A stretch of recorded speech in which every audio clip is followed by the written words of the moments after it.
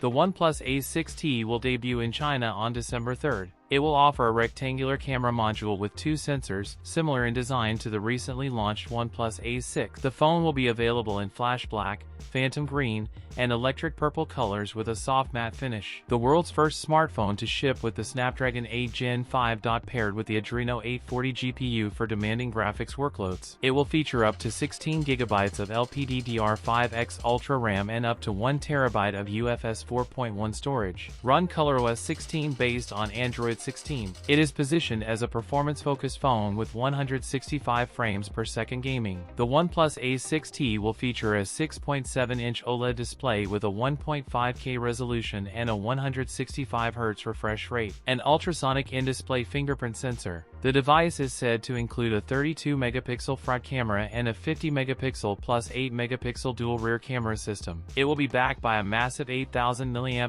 battery supporting 100W fast charging. That's it for today's video. If you enjoyed it, don't forget to like, comment, and subscribe for more content. Thanks for watching, and I'll see you in the next one.